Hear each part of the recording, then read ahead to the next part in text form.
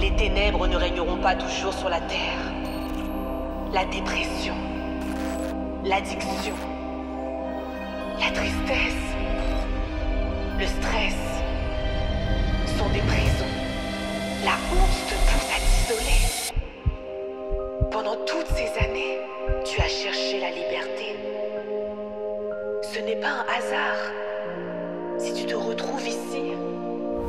J'ai entendu tes cris. Je t'appelle encore une fois. Ne résiste pas. Laisse-toi conduire par le son de ma voix. Je suis là, avec toi.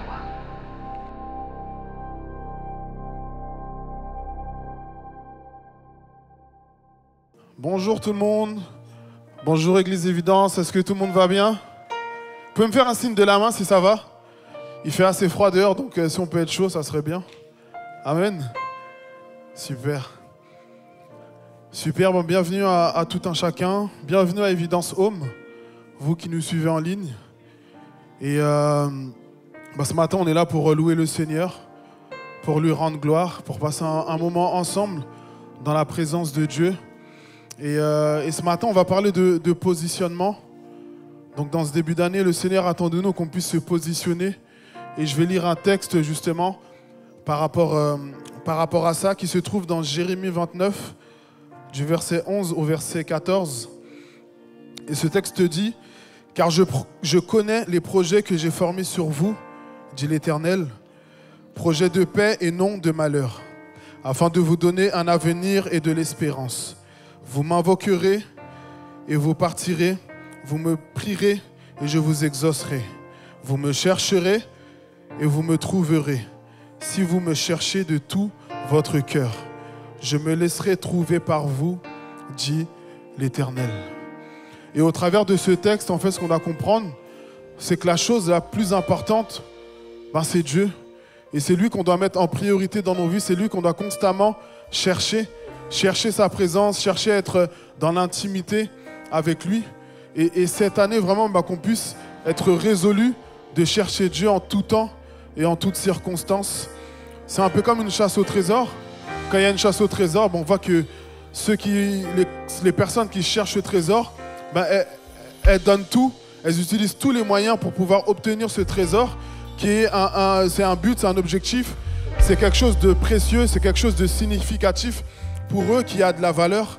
Et de la même manière, nous, en tant que chrétiens, la chose qui a le plus de valeur pour nous, c'est Dieu. C'est notre relation avec Dieu, c'est notre intimité avec lui. Parce que c'est notre Père, il a donné sa vie pour nous, il a envoyé son Fils à la croix. Et c'est lui qui nous aime, c'est lui qui nous a sauvés. Et si nous sommes vivants aujourd'hui, c'est grâce à lui. Donc j'aimerais vraiment qu'on puisse, dans nos cœurs, se poser cette question. Mais est-ce que Dieu est en première place dans ma vie? Est-ce que c'est lui que je cherche constamment? Est-ce que c'est lui, justement, ce désir brûlant qu'il y a dans mon cœur? Est-ce que je l'ai pour Dieu? Et peu importe ce qui va se passer durant cette année 2025, peu importe les projets, peu importe ce qu'on a en tête, qu'on puisse chercher avant toute chose la présence de Dieu, chercher avant toute chose la volonté de Dieu, soumettre nos projets, soumettre nos idées, soumettre tout ce qu'on a envie de faire et vraiment qu'on puisse tout remettre entre les mains du Seigneur. Donc j'aimerais qu'on se lève et on va prier par rapport à ça, qu'on puisse se positionner cette année en disant moi ce que je veux, avant toute chose c'est Dieu, mes projets c'est Dieu, tout ce que j'ai à cœur, tout ce que j'ai en tête, que Dieu soit au centre de toute chose et dans tout ce qu'on va planifier, tout ce qu'on va faire, en mettre en place, que Dieu soit au centre de toute chose. Et c'est ce qui va nous garantir la réussite, c'est ce qui va nous garantir le succès. C'est parce que Dieu est avec nous. Alors je nous invite à élever la voix et à prier par rapport à ça. Seigneur Jésus, Roi des Rois, je bénis ton nom ce matin. Je te remercie pour toutes les personnes qui sont là, Roi des Rois. Merci parce que tu nous as permis de passer cette semaine en bien. Et nous sommes là dans ta présence, Roi des Rois, pour élever ton nom, Seigneur Jésus. Merci, Roi des Rois, parce que tu es un Dieu bon, tu es un Dieu fidèle, éternel mon Roi. Et notre prière ce matin, Roi des Rois, c'est que tu puisses être, Seigneur Jésus, en première place dans nos vies. C'est pour que tu puisses être le centre, Roi des Rois, qu'on puisse te chercher, Roi des Rois. Tu dis dans ta parole que ceux qui cherchent te trouve, Seigneur Jésus, et que tu te laisseras trouver, Roi des Rois.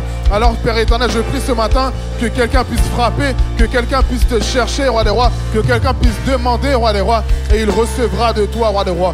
Peu importe nos plans, peu importe nos projets, mais qu'on puisse tout remettre entre tes mains, Seigneur Jésus, et qu'on décide de te suivre et de te laisser conduire nos vies, Roi des Rois, peu importe le chemin que nous allons emprunter, Roi des Rois. Alors je prie vraiment que tu sois le centre de tout, Roi des Rois. Je prie vraiment que tu puisses nous conduire, que tu puisses être avec nous, Roi des Rois, que ta main puisse nous conduire, Père éternel. Et même dans les moments difficiles, qu'on regarde toujours à toi, Roi des Rois, parce que tu es le centre de tout, Seigneur Jésus. Alors viens dans nos vies ce matin, viens dans nos cœurs, viens dans nos pensées, Père éternel. Révèle-toi à nous, Seigneur Jésus. Et que chacun puisse repartir ce matin avec une parole de toi, avec une révélation de ta part, Seigneur Jésus. Que les cœurs soient ouverts, que les cœurs soient fermés, Jésus, mais que tu puisses toucher tout le monde, Père éternel, et que personne ne reparte comme il est arrivé, Roi des Rois. Alors viens, Seigneur Jésus, viens, Saint-Esprit, réveille-toi, que chacun reçoive sa part ce matin, éternel, mon Roi, dans le nom de Jésus. Amen. Alléluia, alléluia. Élève ton Dieu ce matin. Élève celui qui t'a appelé, qui t'a permis d'être là, qui te donne le souffle de vie. Élève le nom de Jésus. Alléluia. Alléluia. Alors ce matin, d'entrée de Dieu, on a reçu pas mal de choses pour ce matin. Et une des choses qu'on a reçues, c'est que parmi nous, certains sont venus avec le cœur lourd, avec le cœur blessé, avec le cœur triste, ou d'autres qui sont peut-être venus avec des soucis physiques, des soucis, voilà, des endroits douloureux de leur cœur, de leur corps, pardon. Et j'aimerais que d'entrée de jeu, tout de suite, avant même de, entre guillemets, rentrer dans la louange, bien que Dieu soit toujours là, mets ta main par la foi sur l'endroit qui te fait mal et mets ta main sur ton cœur si ton cœur te fait mal. Et on va tout de suite, là, maintenant, prier. Tout de suite. Pour abandonner les fardeaux maintenant. Pour mettre les combats devant Dieu maintenant. Parce que le premier chant qu'on va chanter, c'est un chant où on reconnaît au Seigneur Jésus sa qualité de chef des armées, sa qualité de lion de la tribu de Juda et sa qualité de celui qui porte nos combats. Alors maintenant, tout de suite, là, à froid, mets ta main à l'endroit où ça ne va pas et on va tous élever le nom de Dieu. Seigneur, étends ta main maintenant, Seigneur Dieu. Seigneur, tu es dans ce lieu et j'invoque ton nom parce qu'il est puissant. Je crois en ta puissance, je crois en ton autorité sur toutes choses. Et maintenant, tu récupères pour nous ce qui nous a été pris. Tu récupères pour nous ce qui nous a été volé. Si c'est notre santé, si c'est notre bien-être émotionnel, maintenant même, Seigneur Dieu, je te demande par la foi en Jésus-Christ, au nom puissant de Jésus, maintenant agis, parce que tu es grand, parce que tu es digne, parce que rien ne peut te résister, parce que tu es au-dessus de tout, parce que tu es élevé, parce que tu es le créateur du ciel et de la terre et que rien ne te résiste, Seigneur. Et je te loue et je te bénis d'avance pour ce que tu vas faire pour ton peuple ce matin. Et je te loue et je t'élève, que le nom du Seigneur Jésus soit loué. Alléluia. Alléluia. Alors on va chanter Yeshua Amashia, pardon. Yeshua Amashia qui veut dire Jésus, le Messie, le Sauveur, le Messie en langue hébraïque. C'est son nom originel, celui qui lui a été donné par sa mère, Yeshua. Et si ça peut nous permettre d'être plus proches de lui ce matin, alors on va saisir l'occasion. N'est-ce pas? Alléluia.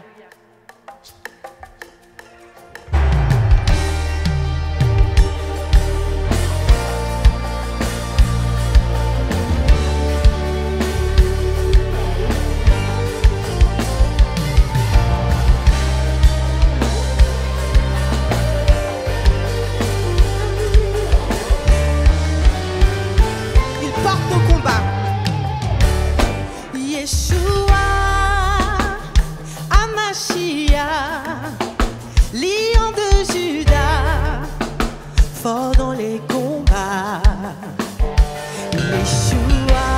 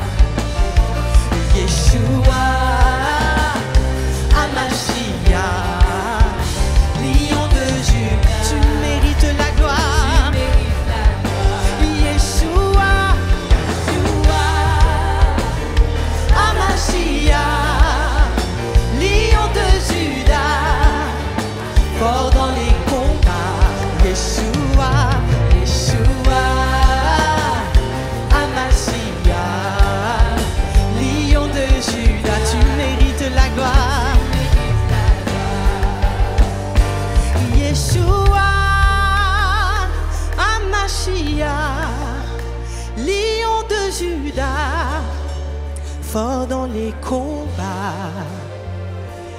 Yeshua, Amashia, l'hymne de Judas, tu mérites la gloire. Alléluia. Merci toi qui combats pour nous. Le lion de la tribu de Judas, Judas, quatrième fils de Jacob, celui qui a été appelé, cette fois-ci, je louerai l'Éternel. C'est de cette tribu-là que tu sors, Jésus. Tu es celui qui sort de cette personne qui s'était perdue en route, qui a fait des mauvais choix. Judas avait fait des mauvais choix dans sa vie. Et pourtant, il s'est racheté en offrant sa propre vie pour son frère Joseph. Et c'est là que Dieu a dit, ouais, cette personne-là, je la valide. Ah oui, il a été capable de se mettre à la place de son frère et d'accepter de souffrir à sa place. Et à ce moment-là, Dieu a relevé sa tête. Et ce matin, peut-être que tu as fait des mauvais choix au cours de l'année 2024. Peut-être que tu es dans une situation où tu es dans la confusion.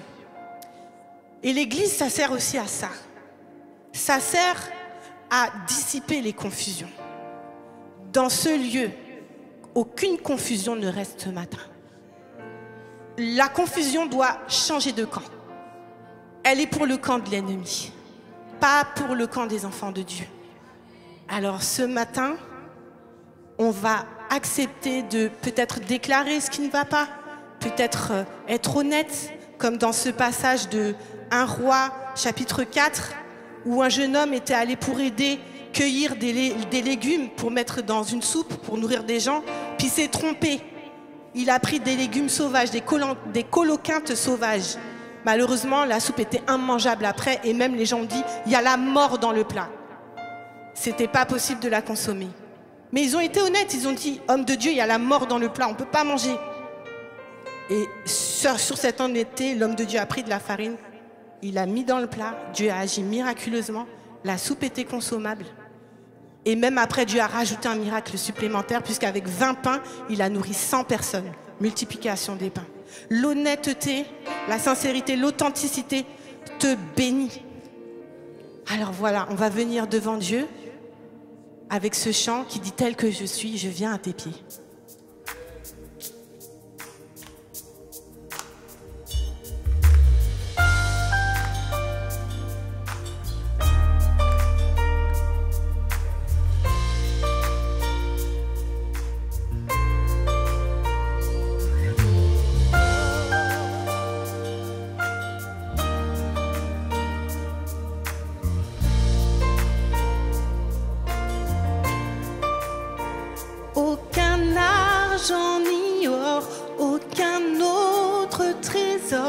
Ne pourrait m'éloigner de ton cœur, ni l'amour pour moi-même ou que d'autres me donneraient.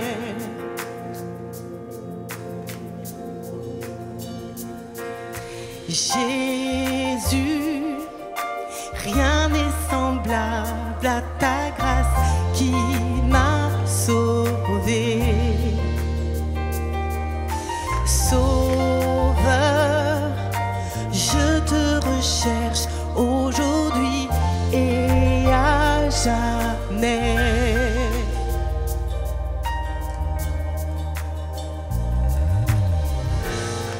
Tel que je suis, je viens à tes pieds.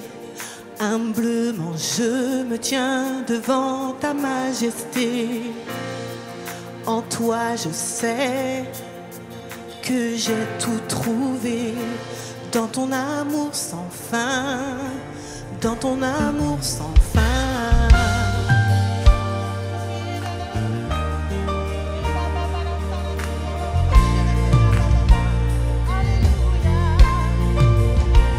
Aucun argent ni or, aucun autre trésor ne pourrait m'éloigner de ton cœur, ni l'amour pour moi-même ou que d'autres me donnent.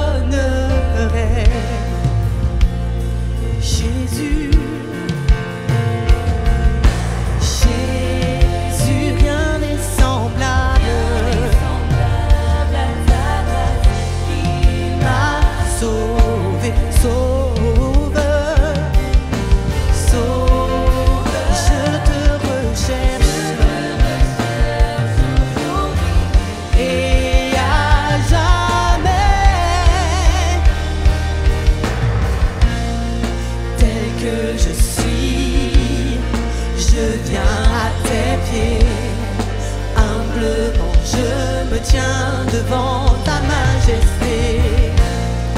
En toi je sais que j'ai tout trouvé dans ton amour sans fin, dans ton amour sans fin.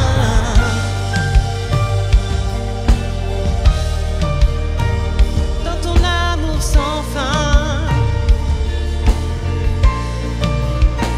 Délaissant mon orgueil, j'abandonne mes désirs, t'adore en esprit, en vérité. Au-delà de mes rêves, de toute gloire, Seigneur, je te cherche. Jésus, Jésus, rien n'est semblable à ta grâce qui m'a sauveur, sauveur. Je te recherche aujourd'hui et à jamais. Tel que je suis, je viens à tes pieds. Humblement je me tiens devant ta majesté. En toi je sais que j'ai tout trouvé dans ton amour sans fin, dans ton amour sans fin. Tel que je suis, je viens à tes pieds. Humblement je me tiens devant ta majesté. En toi je sais que j'ai tout trouvé dans ton amour sans fin, dans à vous évidence. Tel que je viens, je humblement.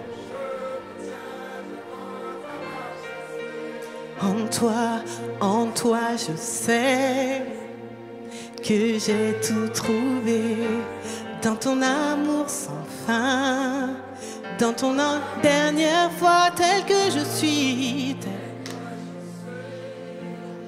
Je viens à tes pieds, humblement je me tiens devant. En toi je sais que j'ai tout trouvé dans ton amour sans fin. Alléluia. Ton amour est sans fin. Alléluia. Et c'est devant toi que nous venons, Seigneur, ce matin.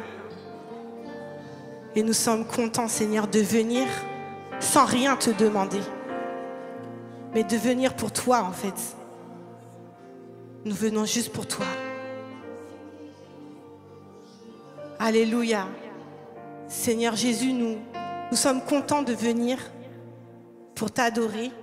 Nous sommes contents de venir pour nous déposer nos cœurs devant toi. Et nous sommes contents, Seigneur, d'être dans ta présence seulement pour ça. Alors maintenant, nous allons prendre ce chant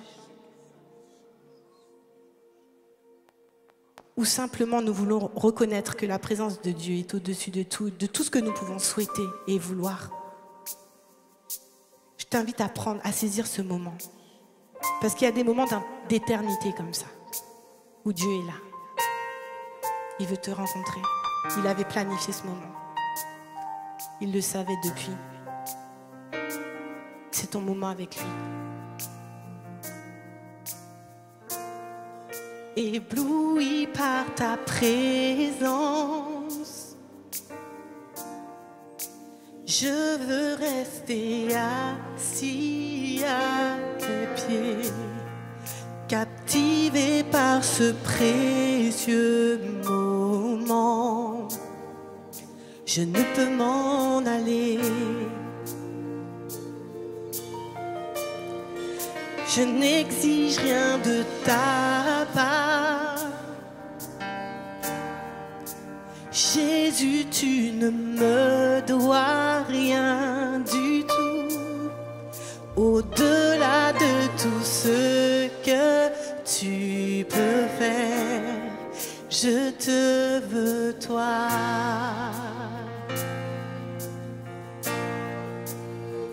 Alors pardonne-moi, car je n'ai pas été vrai. Pardonne-moi, je t'ai bien trop négligé. Je veux revenir à nos débuts. Aujourd'hui je t'ouvre mon cœur. On reprend ensemble. Car ébloui par ta présence, je veux rester assis à tes pieds, captivé par ce précieux moment. Je ne peux m'en aller, je n'exigerai rien, je n'exige rien de ta part. Jésus, tu ne me dois rien du tout, au-delà de tout ce que tu peux faire. Je te veux toi. Alléluia. Pardonne-moi, pardonne, car je n'ai pas été vrai. Pardonne-moi, je t'ai bien trop négligé. Je veux revenir à nos débuts. Aujourd'hui je te veux toi, Seigneur. Je te veux toi, aucun autre, aucun autre que toi. Je te veux toi, et aucun autre, non, non, non, non, non, aucun autre. Je te veux toi, Seigneur, et aucun autre, Seigneur, aucun autre ne m'intéresse. Je ne veux rien d'autre que toi, Seigneur. Rien ne me plaît mieux que toi. Tu es mon Seigneur, mon roi. Je te veux toi seulement. Si je t'ai dans ma vie, j'ai tout. J'ai la paix, j'ai le bonheur, j'ai la satisfaction.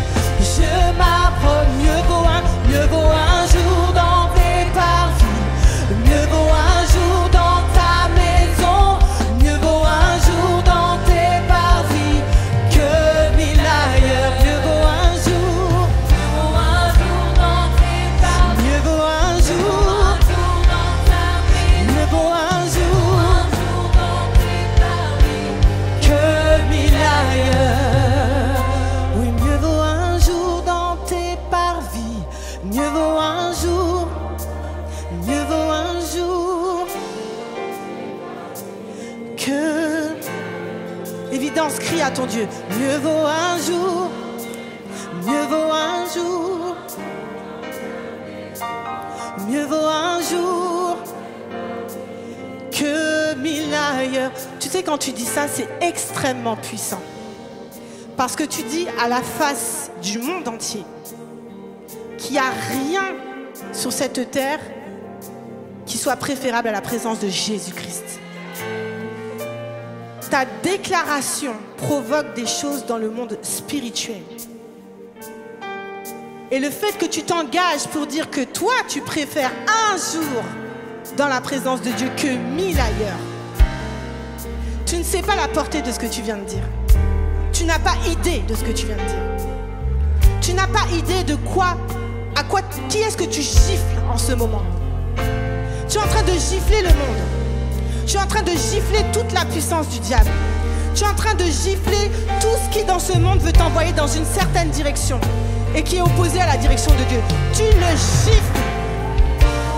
On va juste reprendre ça pour que tu te rendes compte de la puissance qu'il y a dans ta déclaration. À ton âge, dans ta jeunesse, dans ce moment où tu es là, tu as fait un choix d'être là ce matin. Et mieux vaut un jour dans tes bras, mieux vaut un jour dans ta vie, oui, mieux vaut un jour dans tes bras que 1000 ailleurs. Mieux vaut un jour dans tes bras, mieux vaut un jour dans ta vie, mieux vaut un jour dans tes bras que 1000 ailleurs. Mieux vaut un jour dans tes bras, mieux vaut un jour dans ta maison, mieux vaut un jour dans tes parvis que 1000 ailleurs. Et c'est dans les parvis de Dieu que sa couverture vient sur toi. Tu sais, le principe d'une crème cicatrisante, c'est d'apporter de l'hydratation sur une plaie et de l'isoler de l'air. Et la peau recroît. Je ne sais pas avec quelle plaie tu es venu ce matin, mais accepte la couverture de la présence de Dieu sur toi. Je ne connais rien d'autre qui guérisse les plaies de l'âme que la couverture de Dieu. Alléluia. Oh, gloire à toi, Seigneur. C'est dans tes bras que je me réfugie. C'est dans tes bras, Seigneur. Conduis-moi plus près de toi que je n'ai jamais été, Seigneur, ce matin. Prends-moi dans tes bras et tiens-moi dans tes bras.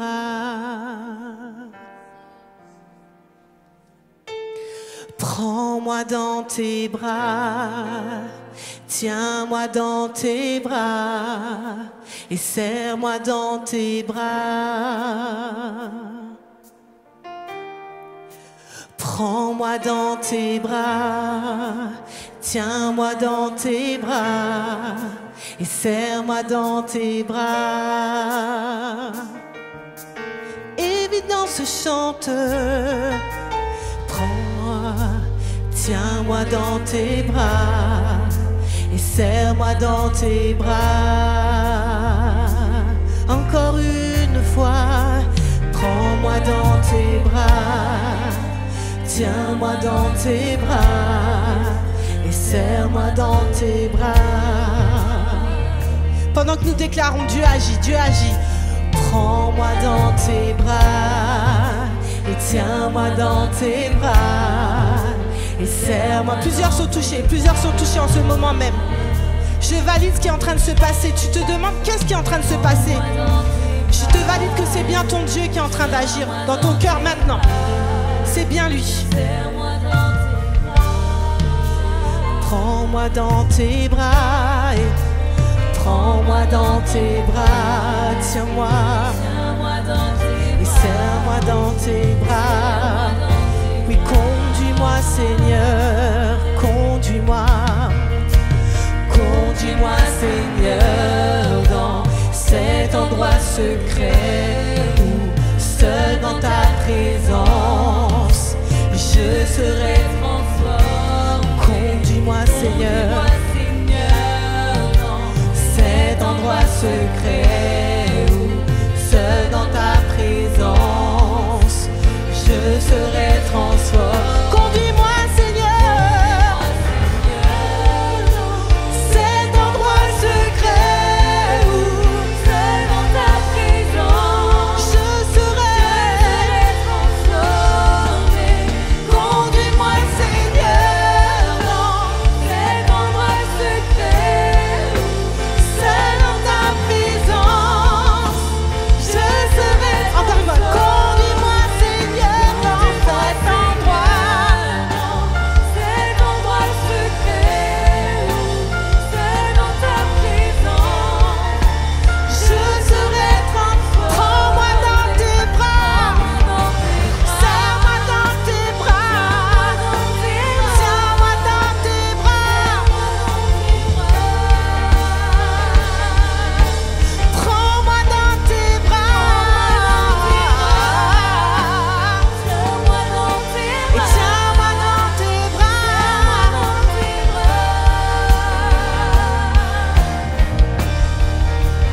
Prends-moi dans tes bras, tiens-moi dans tes bras, et serre-moi dans tes bras.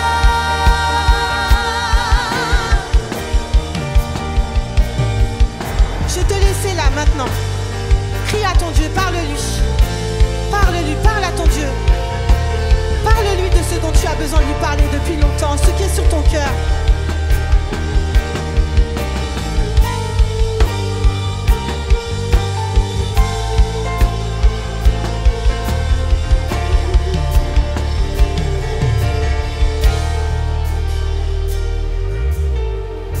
Alléluia, alléluia, alléluia.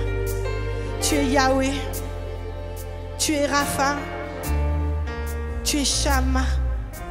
Tu es El Shaddai. Tu es Adonai. Tu es El Roi aussi. Tu es mon berger éternel. Tu es l'Éternel des armées terrestres, des armées célestes. Tu nous conduis, tu es éternel de toute éternité, mais tu es prêt. Tu es le grand je suis. Et c'est ton nom que j'invoque ce matin. J'invoque le grand je suis. Celui qui a parlé à travers le buisson à Moïse. Et nous voulons contempler ta grandeur ce matin. Alléluia.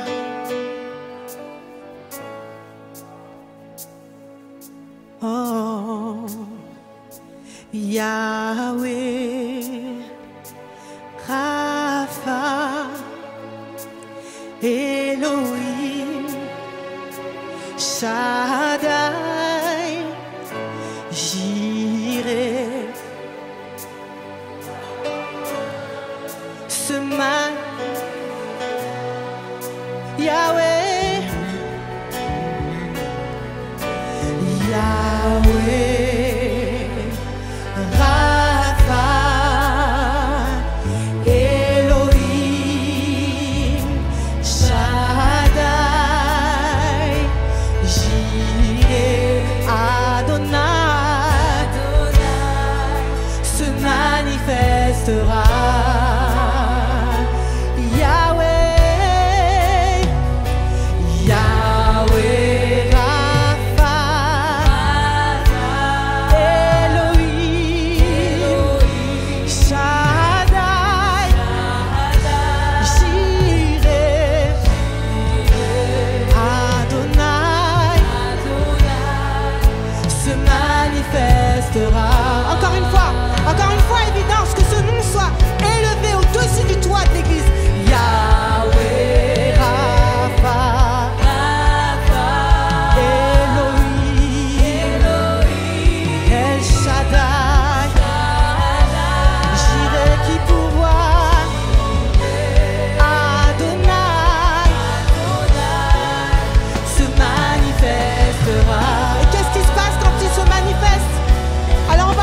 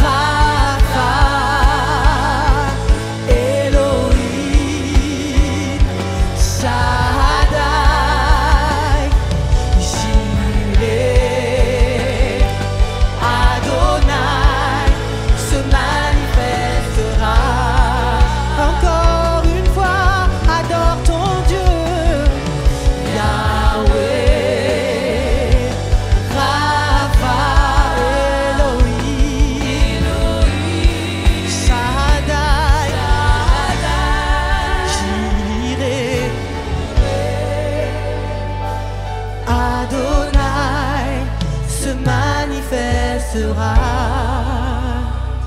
Yahweh, Yahweh, Rapha, Elohim, Shaddai,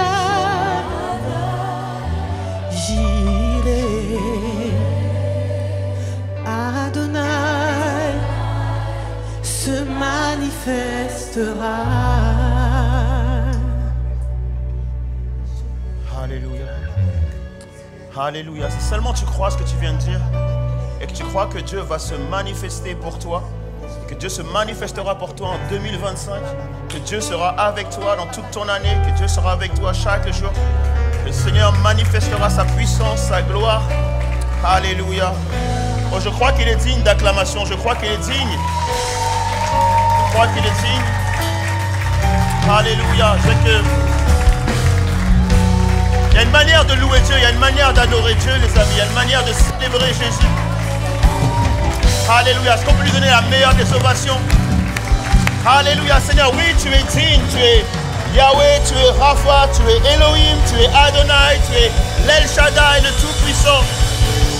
Et tu te manifesteras cette année, Seigneur Dieu. Alléluia. Non, je le crois dans mon cœur, dans mes tripes, dans mon âme, dans mes pensées, dans mon corps. Seigneur, je sens que tu vas te manifester. Je bénis ton nom, Seigneur Jésus. À toi toute la gloire. Alléluia. Alléluia. Alléluia. Amen. Prenez place. Ok. Juste un micro pour Roger, rapidement, qu'il puisse partager quelque chose. Alléluia. Gloire à Dieu. Bonjour mes bien-aimés. J'ai une pensée que j'ai envie de partager avec vous. Vous savez que un poussin, plutôt un œuf, reste, je crois, 21 jours sous la poule. Mais quand les jours sont passés, eh bien le poussin, il doit sortir. Il doit sortir de l'œuf. Est-ce que vous savez pourquoi? Ah, parce que si le poussin reste dans la coquille, dans l'œuf, pardon, il va mourir. Eh oui. Mais par contre, pourquoi le poussin veut sortir? Parce que le poussin a des ailes et ça sert à quelque chose. Le poussin a des pattes qui servent à quelque chose. Le poussin a un bec qui sert à quelque chose. Ça ne peut pas rester dans une coquille.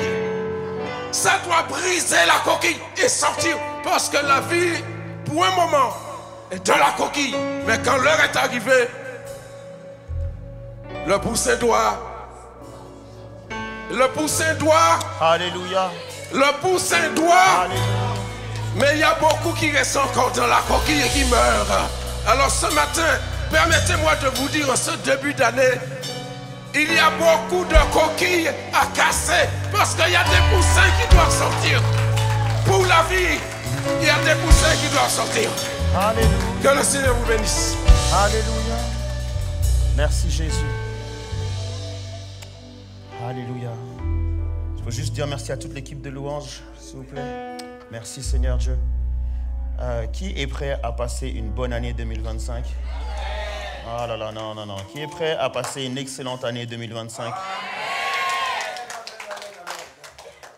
Ce matin, j'ai à cœur de prêcher sur cela, dans le sens où, comme vous le savez, hein, les mots que nous choisissons chaque année sont la gratitude, le positionnement et la proclamation. Et ce matin, c'est justement sur la question du « Est-ce que tu es bien positionné pour que 2025 se passe bien ?» Est-ce que tu es bien positionné pour que 2025 se passe bien? Et ce matin, j'ai envie de te prêcher sur le fait que positionnement égale planification. Pour moi, c'est très important, et j'espère que ça l'est aussi pour toi, de se réapproprier le droit de planifier. J'ai l'impression que, du coup, à cause des aléas de la vie, à cause des circonstances, à cause des vents contraires, à cause des accidents de la vie, à cause des choses qu'on n'a pas prévues, du fait qu'il y a tellement d'imprévus, on a comme perdu le droit de planifier. Je ne sais pas si vous voyez ce que je veux dire. Et on se dit, tout simplement, je ne sais pas ce qui va se passer. L'année dernière, j'ai subi un accident de la vie, j'ai subi un accident de travail, j'ai perdu un proche. Et à cause de ça, je me dis, je ne planifie rien pour cette année et il se passera ce qui se passera.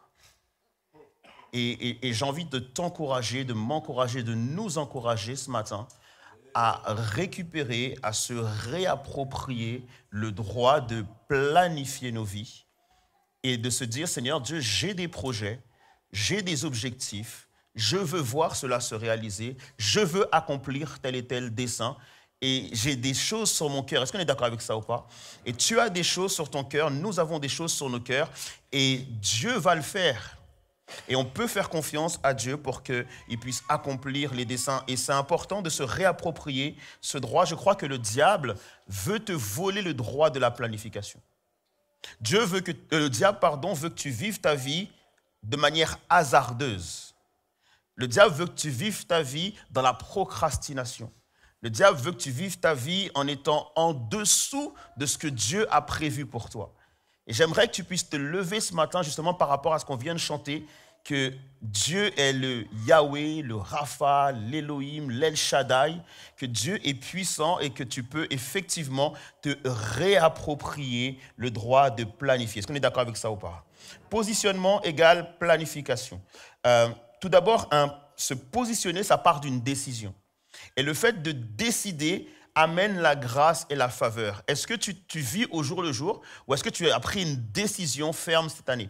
Par exemple, Daniel 1, 8 à 9 nous dit Daniel prit dans son cœur la résolution ou la décision de ne pas se rendre impur en consommant les mets du roi et en buvant de son vin. Il supplia le chef du personnel de ne pas l'obliger à se rendre impur et Dieu lui accorda la faveur du chef du personnel et lui fit trouver en lui quelqu'un de compréhensif. En fait, Daniel a obtenu faveur dès lors qu'il a pris la décision et dès lors qu'il a pu établir une stratégie par rapport à la décision qu'il avait prise. Il a décidé qu'il puisse être pur, donc il a décidé d'arrêter de manger tout ce qui peut être impur. Est-ce qu'on est d'accord avec ça ou pas? Donc le fait qu'il ait décidé a permis justement qu'il puisse obtenir la faveur de Dieu. Donc la faveur de Dieu est la suite d'une décision personnelle. On est d'accord? Ensuite, je voudrais lire aussi avec vous Proverbe. Du coup, le prochain texte, c'est Proverbe 21, justement, 5, qui nous dit « Celui qui s'applique à élaborer des plans connaîtra l'abondance et celui qui agit précipitamment, par contre, connaîtra la disette. » Ok? Donc, c'est pour ça que c'est important, justement, de pouvoir planifier. On va voir ensemble, premièrement, pourquoi on doit planifier. Ok? Et après, on va voir ensemble comment il faut planifier. Après, on va voir ensemble qu'est-ce qu'il faut planifier. OK pour le programme? Amen. Ça marche. Pourquoi on doit planifier? Premièrement, parce que Dieu est un planificateur. Est-ce qu'on est d'accord avec ça ou pas? Amen. Dieu est celui qui a des plans et des projets. Nous sommes créés à l'image de Dieu. Dieu planifie ce qu'il fait. Il ne fait rien au hasard. Tout ce qu'il fait est bon. Pourquoi? Parce qu'il l'a planifié. Qu'est-ce qui nous prouve que Dieu planifie? Par exemple, Dieu dit qu'il fait toutes choses bonnes en son temps. Si tu es capable de faire toutes choses bonnes en son temps, c'est que tu as planifié. On est d'accord avec ça ou pas? Donc, du coup, Dieu est un Dieu qui planifie. Et donc, du coup, il planifie les choses. Et le fait qu'il planifie fait qu'il a la possibilité de recalculer, il a la possibilité de réajuster, il a la possibilité de réadapter. Lorsque l'homme a péché, Dieu a dû réadapter son plan. On est d'accord avec ça? Mais il a pu le réadapter parce qu'il y avait une planification. Et donc, c'est important de voir que Dieu anticipe, planifie, réadapte, même en fonction de nos erreurs. Alors que Dieu, s'il a un appel sur ma vie, s'il a une direction par rapport à ma vie, s'il a des plans pour moi, même si moi, je ne suis pas totalement le plan, et même si je peux être infidèle, Dieu est capable de recalculer son plan du fait qu'il est planifié. Éphésiens 1, 11 nous dit, En lui, nous avons été désignés comme héritiers, ayant été prédestinés suivant quoi? Le plan de celui qui met tout en œuvre conformément aux décisions de sa volonté. Donc Dieu est un Dieu qui décide, Dieu est un Dieu qui planifie, Dieu est un Dieu qui a une stratégie, Dieu ne fait rien au hasard. C'est pour ça qu'il dit qu'il n'y a rien qui tombe sur la terre si ce n'est pas dans sa volonté. Il n'y a rien d'hasardeux. Dieu est au contrôle, Dieu planifie. Ensuite, deuxième chose, c'est que Dieu est souverain. Dieu est souverain, Dieu est au ciel, il fait ce qu'il veut, il est souverain, il décide des choses, etc. Il n'est jamais surpris par quoi que ce soit. Il est dit dans Proverbe 19, 21, il y a dans le cœur de l'homme beaucoup de plans, de projets, mais c'est le dessein de l'Éternel qui s'accomplit. Proverbe 16, 1 aussi nous dit, l'homme fait des projets, mais celui qui a le dernier mot, c'est l'Éternel. Donc du coup, nous devons comprendre que Dieu est souverain et je ne peux pas construire mes plans en dehors de la souveraineté de Dieu. Et beaucoup de personnes aussi, des fois, ne planifient pas parce qu'ils se disent, comme Dieu est souverain, comme il sait ce qui va se passer, donc ça ne sert à rien de planifier. En réalité, c'est parce qu'on ne comprend pas en fait la dimension de la relation de Dieu avec nous. Dieu est souverain, effectivement, il fait ce qu'il veut, mais il a décidé une chose très importante, c'est qu'il veut construire ta vie, ma vie, nos vies avec nous. Dieu ne construit pas nos vies sans nous.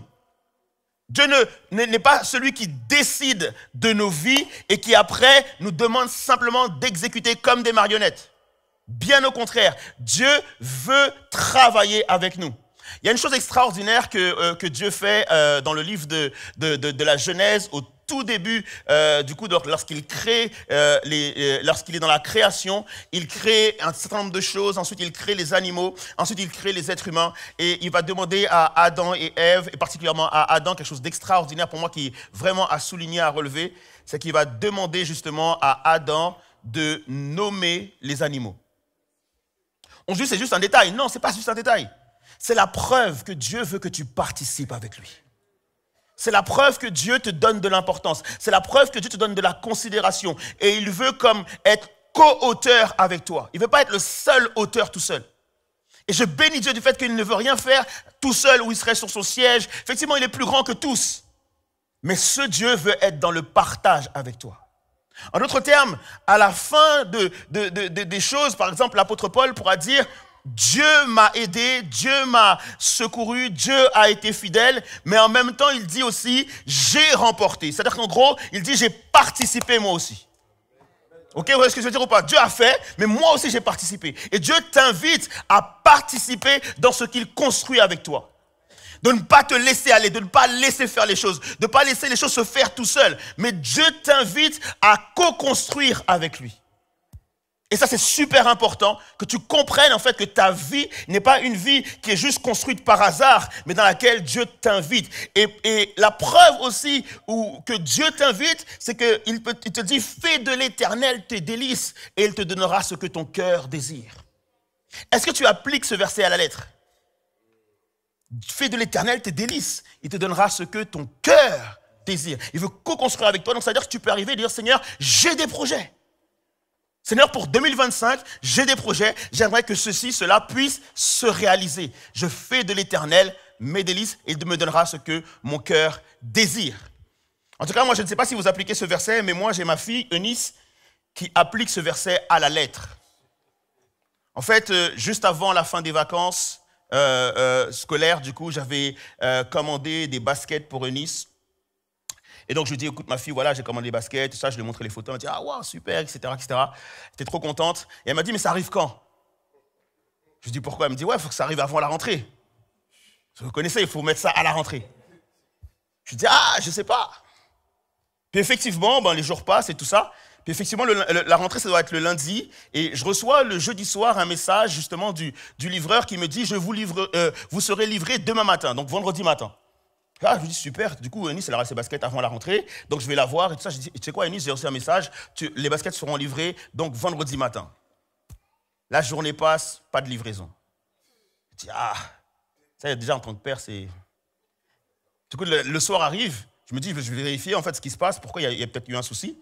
Et du coup, je retourne sur le truc de suivi. Et là, il y a écrit cette fois, livraison lundi. Je dis, ah, il aura pas ses baskets pour la rentrée. Donc du coup, je lui dis rien. Et le soir, comme on a l'habitude de prier ensemble, donc le vendredi soir, tout le monde prie. Et là, j'entends Eunice prier, dire, Seigneur, je prie que tu puisses permettre à ce que la livraison des baskets soit demain matin pour que je puisse les avoir à la rentrée. Moi, dans ma tête, je me dis, c'est cuit. Parce que j'ai le message pour lundi. Donc, du coup, le samedi matin, je me lève tranquille, je fais mes activités. Et puis, à un moment donné, le téléphone sonne. Et puis, je regarde le numéro. Je me dis, déjà, le samedi, je suis off. Je ne peux pas répondre. Là, je dis, ouais, mais c'est un 06. C'est pas la pub, alors. Du coup, ça se trouve, c'est quelqu'un de l'église, c'est peut-être quelqu'un qui a besoin d'un renseignement, etc., etc. Puis à la dernière fois, je me dis, bon, allez, finalement, je réponds. Et donc, du coup, je réponds et j'entends, allô, bonjour, monsieur, c'est le livreur, etc., etc. Et je vais ouvrir la porte et j'ai la grosse boîte là, des baskets et tout ça. Après, je vais voir Eunice, je dis, hey, Dieu a répondu à ta prière. T'as tes baskets. Bien sûr, les amis, elle a juste cru, en fait. Fais de l'Éternel tes délices, il te donnera ce que ton cœur désire. Elle voulait ses baskets, elle a eu ses baskets. OK? Peut-être que toi, tu dis c'est insignifiant, mais pour elle, c'était important. Amen. Et du coup, c'est simplement de dire que Dieu veut que nous puissions participer avec lui, que nous puissions formuler nos plans, nos projets, ce que nos cœurs véritablement désirent. Est-ce que tu es prêt à partager tes plans et tes projets avec Dieu cette année? En même temps, si Dieu est souverain, il faut comprendre que du coup, Dieu a le droit de changer nos plans. Je peux lui présenter mes plans, mais je dois lui donner le droit de les changer. Et ça, c'est là où on a du mal. On aimerait que Dieu puisse exécuter nos plans à la lettre. Et on oublie du coup qu'il est souverain. S'il est souverain, c'est qu'il a des plans. Nous pouvons mettre nos plans dans ses plans, mais on ne peut pas mettre ses plans dans nos plans. Et donc, c'est important de comprendre que justement, Paul, par exemple, avait un plan défini. Il est dit en Acte 16, verset 6-9, il dit « Ils traversèrent alors la Mysie et descendirent à Troas, empêchés par le Saint-Esprit d'annoncer la parole en Asie. Ils traversèrent la Phrygie et la Galatie. » Du coup, c'est le Saint-Esprit qui les a empêchés et donc ils ont dû changer de route. Arrivés du coup près de la Mysie, ils se préparaient à entrer en Bithynie, mais l'Esprit de Jésus ne leur permit pas. Et pendant la nuit, Paul eut une vision. Un Macédonien lui apparut et le supplia, passe en Macédoine, secours-nous. Dieu a changé les plans de l'apôtre Paul. Et Paul l'a accepté. Paul l'a bien accueilli. Et c'est très important pour nous, les amis, du coup, si Dieu est souverain, Seigneur, tes plans sont meilleurs que mes plans. Je te fais confiance. Si tu changes mes plans, c'est que tu as prévu quelque chose de mieux que ce que moi, j'avais proposé. Est-ce qu'on est d'accord avec ça ou pas? Et donc, du coup, si Dieu est souverain, si Dieu peut changer nos plans, mais qu'on peut quand même lui proposer des plans, alors dans ce cas-là, qu'est-ce que nous devons faire? Nous avons besoin de la direction de Dieu pour planifier. Et ça, c'est quelque chose qu'on ne fait pas souvent. Et du coup, on a l'habitude de planifier et de voir nos plans échouer, de voir des vents contraires venir briser nos plans, de voir des circonstances venir faire tomber nos plans. Et donc, du coup, au lieu de se dire, non, Seigneur, c'est peut-être parce que je ne t'avais pas mis dans mes plans ou dans mes projets, je n'avais pas pensé te prier d'abord pour que tu me donnes la direction. Du coup, on décide de ne plus planifier. Alors que Dieu veut que tu puisses te réapproprier la planification. Mais tu n'oublies pas une chose, c'est que Dieu est souverain et tu as besoin de sa direction. Proverbe 29, verset 18, je vous l'ai mis en 3 traductions possibles pour aider à la compréhension. Proverbe 29, 18 nous dit du coup, « Quand il n'y a pas de révélation, le peuple est sans frein. Heureux s'il observe la loi. » La version NBS nous dit « Quand il n'y a pas de vision, le peuple est incontrôlable. Heureux celui qui garde l'enseignement. » Et la version Bible expliquée lui dit « Lorsqu'il n'y a plus de vision d'avenir, lorsqu'il n'y a plus de projection, un peuple vit dans le désordre. Heureux alors est l'homme qui obéit à la loi. Quand il n'y a pas de révélation, quand il n'y a pas de vision, quand il n'y a pas de projection, il y a forcément du coup incontrôlable le fait d'être sans frein ou le fait d'être dans le désordre. Je crois que personne ici n'a envie d'être dans une vie incontrôlable, sans frein, d'être dans le désordre. On est d'accord avec ça? Donc personne ne voudrait ça. Et du coup, tout le monde doit comprendre du coup qu'il nous faut absolument une vision claire. Dans ce texte, en fait, il y a un contexte derrière. C'est que le peuple d'Israël, au début de chaque année, prenait le temps de demander aux prophètes d'invoquer Dieu, de prier. Les prophètes se réunissaient avant la fin de l'année pour prier et demander à Dieu une vision claire pour la nouvelle année. Et normalement, en fait, dans les premiers jours de la nouvelle année, tout le peuple, en fait, avait pour habitude d'aller vers le temple pour justement demander aux prophètes quelle est la direction pour l'année. Et bien sûr, nous sommes dans un peuple où la plupart des gens sont des agriculteurs. Et donc forcément, ils dépendent justement des temps, des saisons, s'il pleut ou pas, etc., etc. Et donc, ils ont besoin d'une direction de Dieu. Et nous, même si nous ne sommes pas agriculteurs, nous avons quand même des finances, nous avons quand même des choses à gérer. Et nous avons plein de choses pour lesquelles nous avons besoin de la direction de Dieu. Est-ce qu'on est d'accord avec ça ou pas? Et donc, du coup, le peuple avait pour habitude, donc, du coup, de consacrer les prémices, les premiers jours de l'année, à être dans la prière, souvent dans le jeûne. Souvent, ils prenaient leurs nattes, leurs cendres, et ils se mettaient à prier justement parce qu'ils ne pouvaient pas commencer l'année sans une direction de Dieu. Et nous, c'est ce qu'on loupe très souvent. C'est qu'on arrive très peu à consacrer les premiers jours de l'année. On est parfois resté bloqué en 2024. On est parfois resté bloqué dans ce qui s'est passé l'année dernière. Parce que peut-être qu'effectivement, l'année dernière, on a vécu des jours qui sont difficiles et on est resté focalisé, on est resté bloqué sur ce que 2024 nous a apporté et du coup, on manque de foi et de confiance pour 2025. Le peuple d'Israël ne regardait pas en arrière.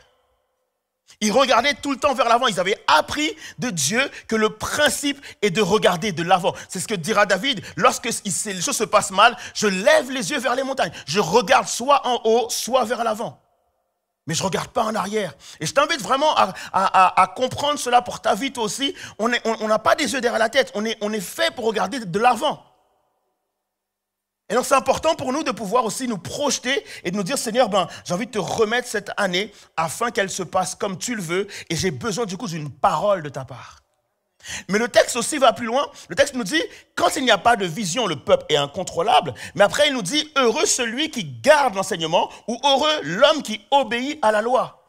Qu'est-ce que le texte veut dire par là? C'est que, en fait, lorsque tu n'as pas reçu de parole, ça ne veut pas dire que tu n'as rien reçu. Dieu veut que tu puisses comprendre aussi qu'il y a la sagesse de Dieu, il y a l'intelligence de Dieu, il y a l'enseignement de Dieu. Et donc, si je n'ai pas reçu de parole, je dois quand même vivre selon la loi de Dieu. Vous voyez ce que je veux dire ou pas? C'est pas parce que, du coup, je n'ai pas reçu de parole, alors je fais ce que je veux. Non. Non, il y a une direction de Dieu, quand même, dans sa loi, où Dieu dit, tu ne tueras point, tu vivras la sagesse, le commencement de la sagesse, la crainte de l'Éternel, etc. Et je dois quand même vivre en fonction des promesses de Dieu. Est-ce qu'on est d'accord avec ça ou pas?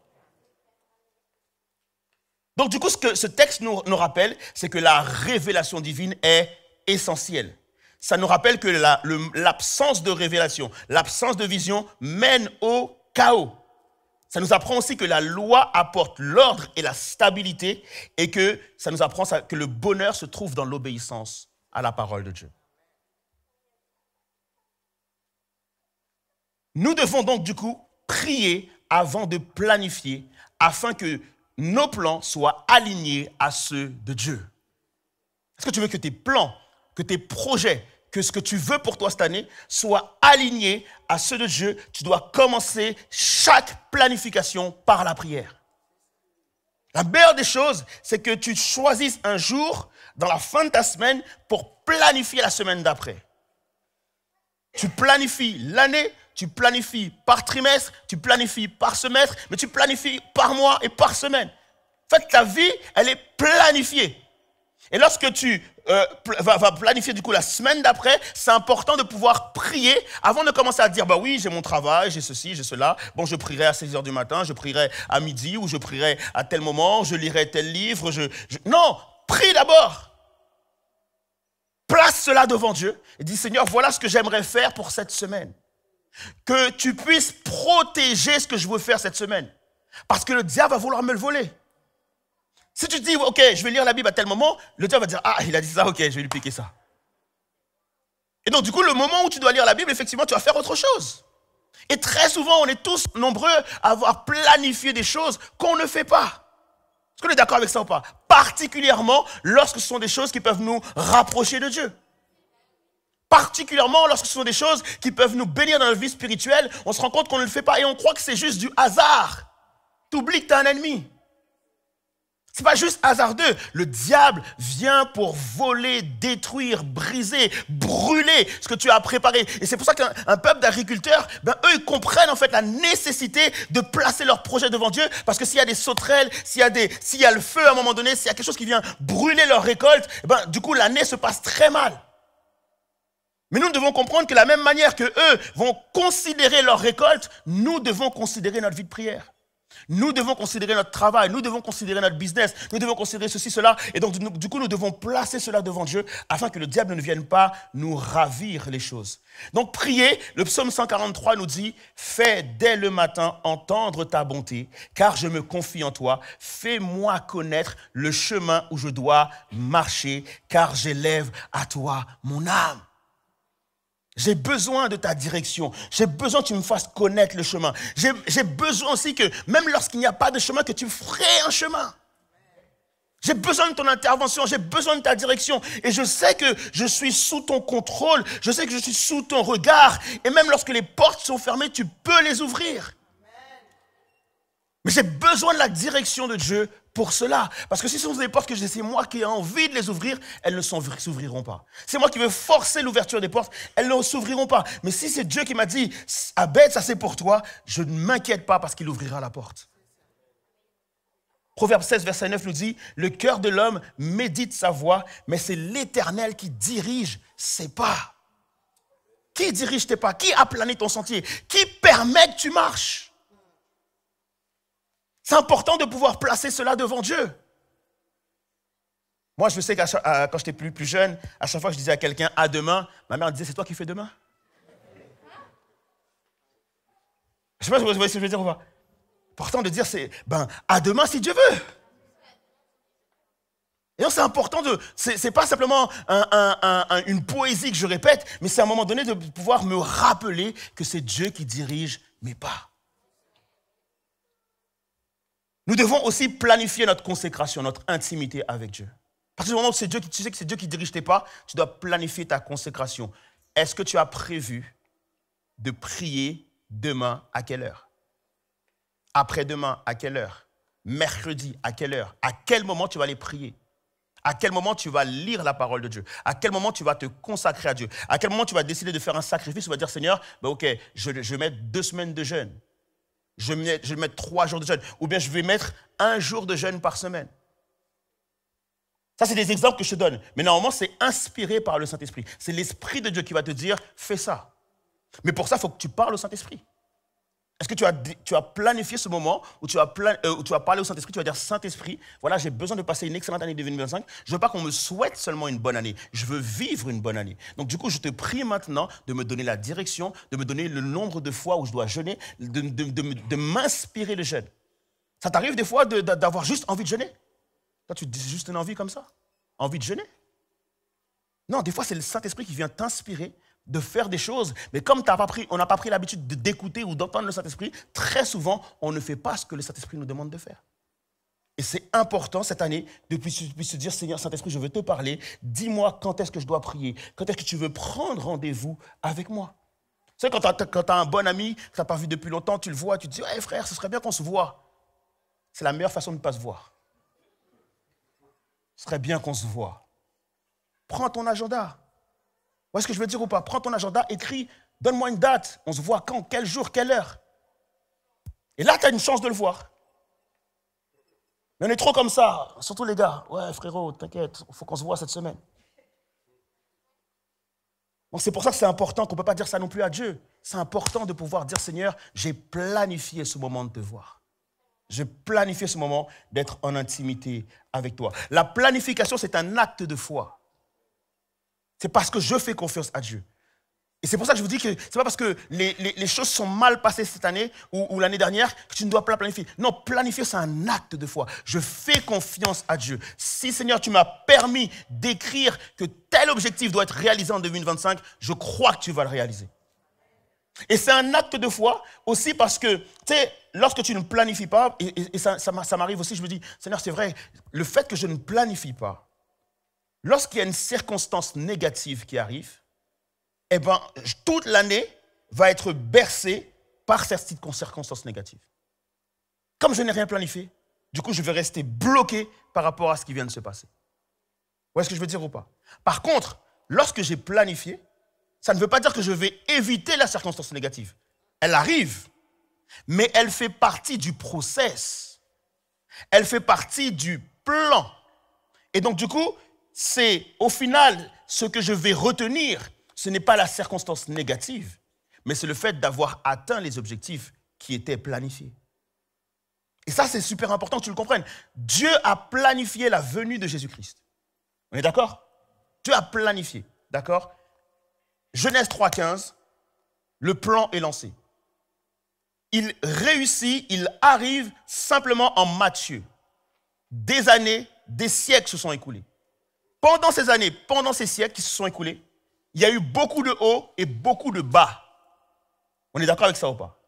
Mais lorsque Jésus vient, qu'est-ce qu'on retient? Est-ce qu'on retient que dans sa lignée, il y a eu des prostituées, il y a eu ceci, il y a eu cela? Quand Jésus vient, tout le monde glorifie Dieu pour l'accomplissement de la promesse de Dieu. Quand ce qui est planifié arrive, ça permet justement de comme gommer, pas forcément effacer, mais ça vient t'aider à mieux comprendre, à mieux accepter les choses qui se sont produites, même les choses négatives. Parce que ce qui est planifié arrive. Mais quand tu ne planifies rien, tu vas rester bloqué par ce qui t'a cassé, ce qui t'a brisé dans l'année.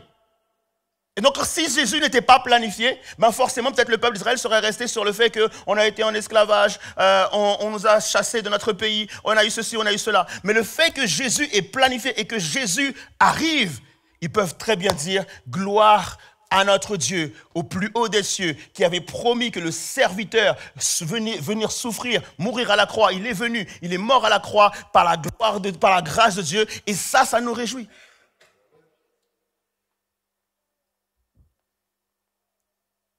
Et donc, du coup, ça me permet de comprendre que la planification nous aide à faire face aux imprévus. Je vais accélérer un petit peu.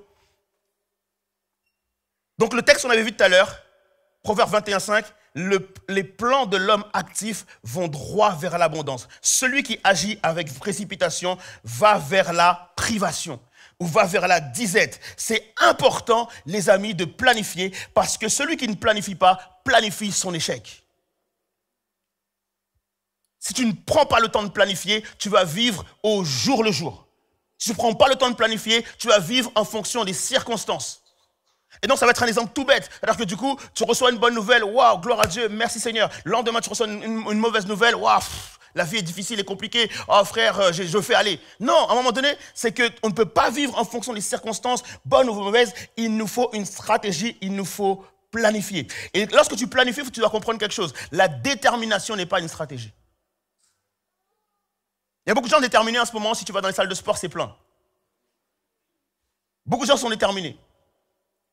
Les vrais savent. Ils se disent, oh, je ne vais pas y aller en janvier parce qu'en janvier, c'est blindé, mais j'irai en février, ce sera vide. Vous voyez ce que je veux dire ou pas? La détermination, ça ne suffit pas parce qu'à un moment donné, tu es déter et après, quelques semaines vont passer, la détermination va tomber. Pourquoi? Parce que très souvent, il y a quelque chose de moteur à la détermination. Et dès que le moteur tombe, c'est fini. Donc, du coup, nous devons comprendre que la détermination n'est pas une stratégie. Il y a un combat, il y a une lutte entre la motivation et la discipline. Vous voyez ce que je veux dire ou pas? Parce que être déterminé, ce n'est pas une stratégie. La véritable stratégie, c'est la discipline. La véritable stratégie, c'est la discipline. Je ne vais pas au sport parce que j'ai envie. Je vais au sport parce que je suis discipliné. Je ne prie pas parce que j'ai envie. Je prie parce que je suis discipliné. Je ne lis pas la parole de Dieu parce que j'ai envie. Je lis la parole de Dieu parce que je suis discipliné. Discipliné, ça veut dire que même lorsque je n'ai pas envie, je lis quand même. C'est ça, il faut être discipliné. Est-ce que vous êtes d'accord avec ça ou pas? Pourquoi? Parce que pas de planification égale procrastination. Et procrastination égale péché. Pas de planification égale procrastination. Procrastination égale péché. Lorsque il n'y a rien de planifié, tu ne sais pas de quoi demain sera fait, tu n'as pas d'objectif pour demain, donc c'est la meilleure façon de dormir. C'est la meilleure façon de regarder une série. C'est la meilleure façon de pouvoir te distraire. C'est la meilleure façon de tomber dans les distractions et d'aller de distraction en distraction, de procrastination en procrastination, et finalement tu vas tomber dans le péché. Et c'est ce que le diable veut. Le diable veut mettre la procrastination dans ta vie pour que tu puisses rester sous l'emprise du péché. Proverbe 24, verset 33-34, celui-ci fait un peu mal, désolé. Il est dit, tu veux somnoler un peu, te reposer encore, juste croiser les mains pour dormir. Voilà que la pauvreté te surprend comme un rôdeur et la misère comme un homme armé. Dès lors que tu procrastines, il y a le voleur qui rôde.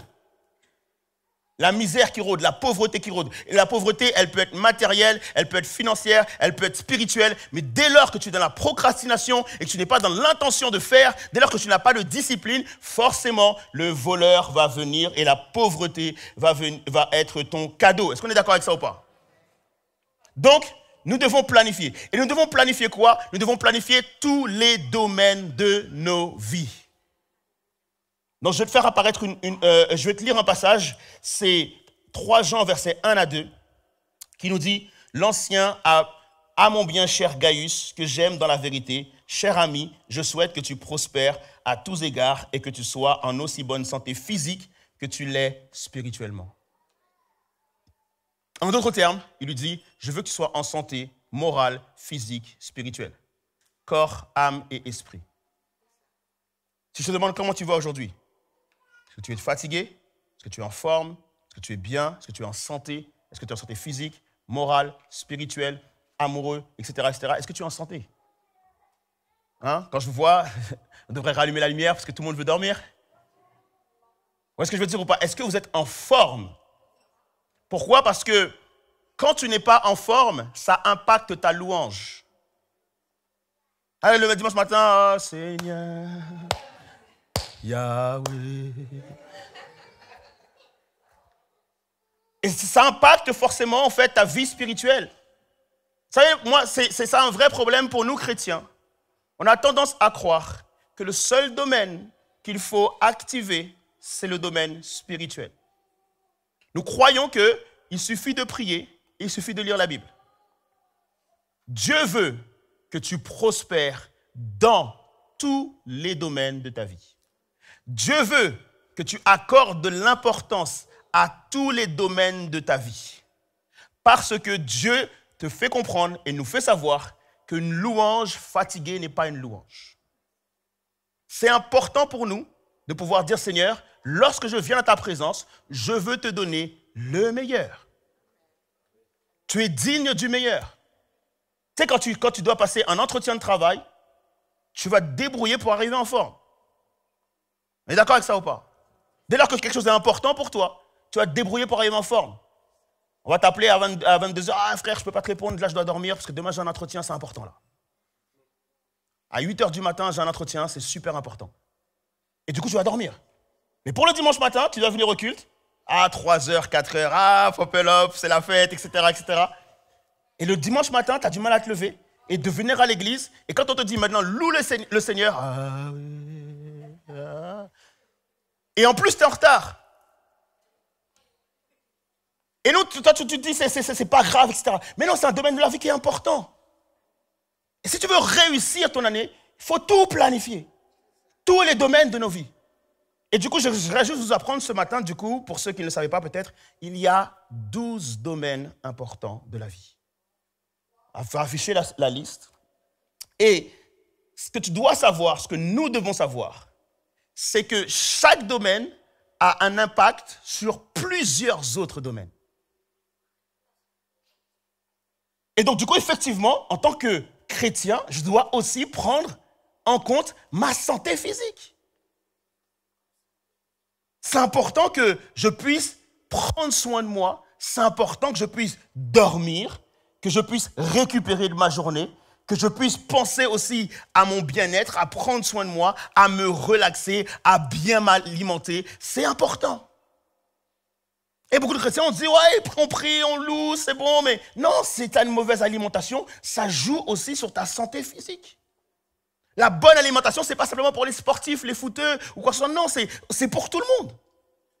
C'est pour tout le monde de bien s'alimenter et de faire attention à sa santé physique, parce que lorsque tu n'es pas en santé physiquement et que tu es fatigué, ça impacte ta vie spirituelle. Alors bien sûr, il y a la vie spirituelle, et dans la vie spirituelle, effectivement, il y a toutes les disciplines spirituelles que tu peux mettre en place, lire la Bible, prier, etc., activer ta foi, etc., etc. Et ça, c'est super important. Mais ce n'est pas le domaine le plus important de la vie chrétienne. Tous les autres domaines sont importants. Par exemple, la stratégie. Est-ce que cette année, tu sais gérer ton temps? Est-ce que tu sais gérer ton temps? Ou lorsqu'on te dit, est-ce que tu as le temps pour ça? Est-ce que tu as le temps pour ça? Oui, tu as le temps pour tout. C'est pas dire non. En fait, tu ne sais pas dire non parce que tu ne sais pas à quel moment dire non. Pourquoi? Parce qu'en fait, il n'y a pas de plan. Ta journée n'est pas planifiée. On peut t'interrompre à n'importe quel moment de la journée. Tu peux être juste en train de regarder la télé, tu vois une paire, il faut que j'aille l'acheter, etc., etc. Ou bien tu vas scroller parce que du coup, si c'est ce que tu aimes, tu vois un vêtement qui te plaît, tu vois une série qui te plaît, tu vois une boisson qui te plaît, tu vois un truc où tu es sollicité. Et on est tellement sollicité aujourd'hui. On nous propose tellement de choses. Et il y a beaucoup de gens, dès lors qu'ils le voient, ça devient un besoin. Si ce n'était pas un besoin hier, ça ne peut pas être un besoin parce que tu viens de le voir. Vous voyez ce que je veux dire ou pas? Et donc, c'est important justement de planifier, d'avoir une stratégie. Comment je gère mon temps? Comment je ne procrastine pas? Comment je gère mes projets? Comment je reste focus? Les relations sociales. Comment je fais pour garder mes amitiés? Comment je fais pour être en relation avec les amis, les proches? Quels sont les amis que je dois choisir? Quelles sont les personnes que je dois avoir comme amis? Quelles sont les personnes que je dois avoir comme connaissances? Quelles sont les personnes que je dois avoir sur les réseaux? Quel est le temps que je dois passer sur les réseaux sociaux? Tout ça, c'est des choses qu'il faut effectivement planifier. La vie amoureuse. Ah, c'est pareil. Si tu n'es pas bien dans ta vie amoureuse, tu ne peux pas être bien dans ta vie spirituelle. Si tu n'es pas bien dans ta vie amoureuse, tu auras du mal à être bien dans ta relation avec Dieu. Parce que lorsque tu vas venir, tu vas dire, Seigneur, bénis-moi, Seigneur, remplis-moi, Seigneur, oins-moi. Dieu va te dire, vas-y, réconcilie-toi avec ta femme déjà. Elle, tu la laisses dans un coin, tu ne la calcules pas, tu lui dis jamais un petit mot doux, mais là, tu veux remplir, ouin, etc., etc. Dieu va te dire, non. Il faut que tu mettes les choses dans l'ordre. Et très souvent, en tant que chrétien, on croit que parce qu'on a prié 6 heures, c'est réel, c'est bon. Non, alors qu'on n'est pas capable de parler à quelqu'un bien, on n'est pas capable de parler à sa femme, à son mari, ou on n'est pas capable de parler à son conjoint. Tout ça, ça va ensemble. Il faut absolument qu'on puisse régler ces histoires-là, les amis, et qu'on puisse considérer tous les domaines de nos vies. Est-ce qu'on est d'accord avec ça ou pas? Est-ce que tu vas bien financièrement? Est-ce que tu dépenses à droite et à gauche? Est-ce que tu sais faire des placements? Est-ce que tu sais gérer ton argent? Est-ce que tu sais budgéter? Et si tu ne sais pas, il y a forcément quelqu'un dans l'église qui sait faire ça. Tourne-toi vers ces personnes-là. Mais arrête de dépenser à tort et à travers. Ah, j'ai pas envie de cuisiner. Vas-y, McDo. Vas-y, KFC, etc. Et encore, maintenant, c'est dépassé. Maintenant, en plus, tu as Uber Eats, tu payes 10 balles de plus, etc. On ne se rend pas compte à quel point on gaspille, on dilapide notre argent. Pourquoi? Parce que ce n'est pas budgété. Est-ce qu'on est d'accord avec ça ou pas? La famille, les enfants, est-ce que tu prends soin de ta famille? Est-ce que tu prends soin de tes proches? Est-ce que de temps en temps, tu penses à envoyer un petit message à un membre de ta famille pour prendre de ses nouvelles, pour donner de tes nouvelles? Juste pour savoir comment ça va, etc., pour prendre soin. Et est-ce que tu prends un temps pour te dire, je vais passer un temps en famille? Est-ce que ça, c'est planifié? Est-ce que dans ton business, dans ton travail, est-ce que tu arrives à l'heure au travail? Est-ce que tu prends le temps de te préparer pour pouvoir arriver à l'heure? Est-ce que tu as un projet pour cette année par rapport à ton travail? Il est question aussi du mindset, de l'état d'esprit. Est-ce que tu lis des livres pour pouvoir développer ta mentalité? Est-ce que tu lis la Bible pour lire les promesses de Dieu? Est-ce que tu lis les proverbes pour développer ta mentalité? Et être toujours focus, de bien aller aussi au niveau de ton état d'esprit. Est-ce que tu pratiques est-ce que ton environnement, ton lieu de vie, est-ce qu'il est propre? C'est des choses qui sont vraiment importantes parce que tu te dis, Seigneur, je priais dans ma chambre, mais je t'assure que si la chambre n'est pas bien rangée, tu auras du mal à prier. Si tu n'as pas un endroit qui est rangé où tu peux poser ta petite Bible tranquille, mettre ton café ou ton thé ou ton chocolat chaud, te mettre à l'aise, etc. pour bien ouvrir la Bible, prendre ton petit carnet de notes, écrire. Si tout ça, c'est pas propre, tu n'as pas un beau plan de travail, tu n'auras pas envie de prier. Donc c'est pareil pour ça en fait. C'est-à-dire que si je planifie de prier, est-ce que j'ai préparé l'endroit pour pouvoir le faire? Ça, ce sont des éléments importants. Et est-ce qu'effectivement, tu pratiques une activité physique? Et je ne te dis pas d'aller à la salle forcément, non. Pratique quelque chose que tu aimes bien. Si tu aimes juste marcher, marche. Marche 1 heure, marche 40 minutes, marche 45 minutes. Marche, c'est tout. Moi, je ne sais pas le nombre de fois que je me suis réconcilié avec ma femme juste après une marche. Bien sûr, c'est vrai. Tu pars, 1 heure après, tu as écouté de la louange et tout ça, tu arrives, hey, chérie, ça va? Au fait, on était en embrouille, pourquoi déjà? J'assure que ça, c'est important, la santé mentale, la santé physique. Est-ce que tu pratiques un loisir? Quelque chose où tu vas juste pour du fun? Est-ce que c'est planifié? Est-ce que tu mets sur ton agenda, je planifie de ne rien faire? Parce que j'ai besoin de me reposer, j'ai besoin de prendre du temps pour moi, j'ai besoin de prendre un soin de moi, j'ai besoin de prendre un bon bain chaud. Est-ce que je veux dire ou pas? Bien hydraté, d'être bien. Est-ce que c'est planifié? Les amis, on a besoin de prospérer dans tous les domaines. Il y en a 12, si tu veux, tu peux prendre en photo, de progresser dans tous les domaines de nos vies. Est-ce qu'on est d'accord avec ça ou pas? Je vais terminer avec ça. Et te dire que lorsque tu planifies, tes plans et tes projets sont sous la protection des plans de Dieu.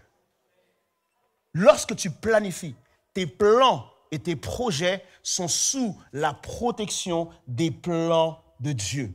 Proverbe 16, verset 3 nous dit « Recommande ton activité à l'Éternel et tes projets seront affermis. » Recommande ton activité. Un autre proverbe qui dit aussi, recommande ton sort à l'Éternel. Recommande ton activité à l'Éternel. Le proverbe 21, verset 31 nous dit, on prépare le cheval pour le jour du combat, mais c'est à l'Éternel qu'appartient la victoire.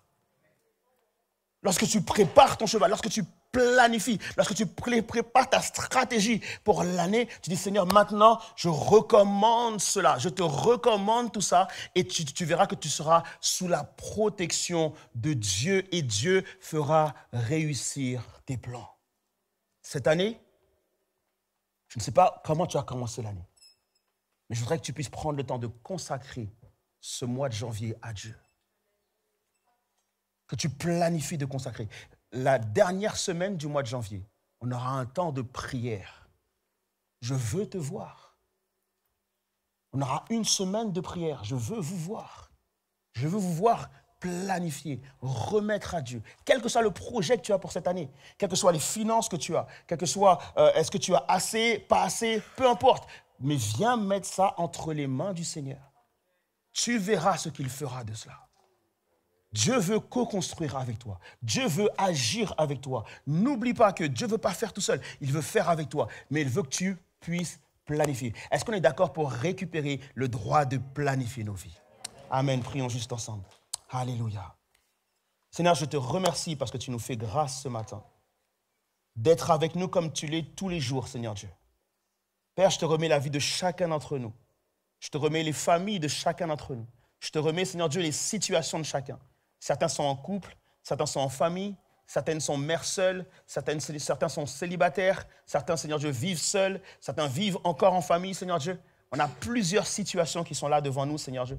Et le diable veut nous ravir notre année. Le diable veut nous empêcher de planifier. Le diable veut qu'on vive au jour le jour. Le diable veut le chaos. Le diable veut ce qui est incontrôlé. Le diable veut, Seigneur Dieu, qu'on soit dans le désordre. Mais ce matin, Seigneur Dieu, tu nous rappelles l'importance de remettre de l'ordre dans tous les domaines de nos vies, Seigneur Dieu, en plaçant notre confiance en toi, en plaçant notre foi en toi, Seigneur Dieu. Alors aide tout un chacun, Seigneur Jésus, à reprendre le contrôle de leur vie, Père éternel, à planifier leur vie et surtout, Seigneur Dieu, qu'à la fin de l'année 2025, ils puissent, grâce à leur planification, voir tous les endroits ou tous les domaines dans lesquels tu as agi et ils pourront, Seigneur Dieu, te célébrer comme jamais pour dire, Seigneur, tu as été et tu seras toujours fidèle. Que toute la gloire te revienne, Père, au nom de Jésus. Amen. Que Dieu vous bénisse. Amen. Est-ce que tout le monde est prêt à planifier? Ok, c'est pas juste Amen, après il faut le faire. Hein. Du coup, je vais conclure avec les annonces. J'ai demandé aux membres de l'accueil de bien vouloir passer pour les offrandes. Au revoir, Évidence Home. Vous qui nous suivez en ligne, on se retrouve dimanche prochain, même heure.